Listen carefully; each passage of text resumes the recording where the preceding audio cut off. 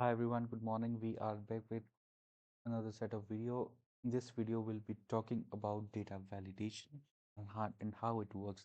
Data validation refers to, I mean, filtering out the data or making sure that we enter the correct data and in the correct format. So it's actually available in the data tab and in the data tools section. You can find it over here. Okay, so let's see how this works. This has a certain set of values. What we'll be doing is that we'll be clicking it out, and first we need to select a particular range in which we need to have this validations added. We'll go to data validation and allow, and not instead of any value, let's suppose we talk about a whole number. So we'll be taking minimum as 1, maximum as 99. So let's see how this works. And for this input message, while we'll be entering the data, it will popping up that okay, it will be giving us a prior alert to mention the correct data. So it's this is actually for that. And for error alert, it needs to, let's say we can mention it as please enter the numbers between 1 and 99.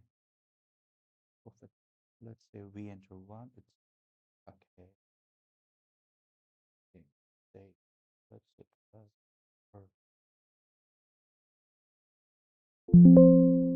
1. Let's say it's 1000 by mistake. It will be giving us a pop-up. Okay. This is how the numeric value works for, I mean, data validation. I hope I'm clear with the whole number section. I'll be erasing all the current set of values. Next is the decimal. It's almost similar to the whole number. It's just that we are referring to the number of values after the decimal. That, let's say it's 1 or maybe 10 or maybe 2. Okay, we'll be getting a range for the same. Next comes the date. It can be, we have a n number of things that we can do in the date section. Let's suppose these are the set of students who enrolled in, I mean, between 1st of January 2025 till 13th January, that is today, till, I mean, they got enrolled till today. So we'll be using this. The start date will be 0101 2025. The ending date will be 0113 2025. Error alert will be please enter date between 01 01 to 5 till 0113 to 0. And this time I'll be letting you know what this input message is. Let's say please remember to enter the correct date. So let's say okay, every time this message will be popping up on the screen as an input message. Okay, now instead of this numbers, let me take a shout date. Okay, and this time it is 0101 2025. Okay, now see, it's getting corrected.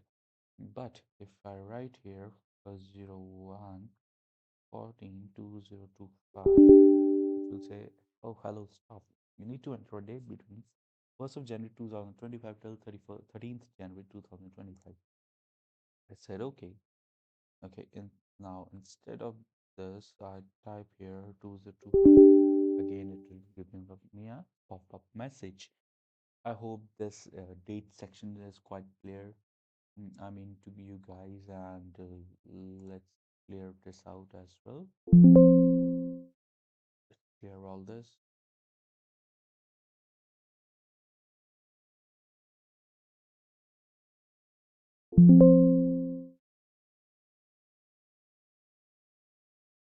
So let me clear all this. Now it's now the turn comes for a list. How the list section works. Okay, for this, let's suppose we have this set of people working in either government sector, mid-market, channel entrepreneur, partners, enterprise, or a small business. So instead of manually typing it and later on calculating how much people or were there in the government sector or in the mid-market sector, we can actually introduce a drop down for this. And to introduce a drop down, we need to select the certain set of values. Okay, we need to go to the data section, data validation. We need to, instead of any value, we'll be taking a list, and the list should be this list we are referring to. Yes, everything is okay. Okay, now you see a small pop-up has been arrived over here. So I just need to go over here, have this selected, have this selected. What happens that some people are in the habit of, instead of government, they refer this as mm, government, or some people, NMT, and there, this also some people have the habit of. So later when we do the analysis, this, pampers our results. So it's better to have these drop downs introduced into, because let's suppose we are introducing a count if, and this is my range, and the criteria will be okay. Criteria will be the NTER BRISE. So it gives me two. But if I write here, I mean ENTER BRESC or BROSC, my results will be affected. I hope this data validation is quite clear to everyone present. I mean, whosoever is watching this video. So the same goes with the text length. Let's suppose you're typing something, and my name is Raghav. So your text length should not exceed 5 or more. This is how this works. So thank you so much, guys, for this, for your support, and we'll be seeing you shortly in the next video. Thank you.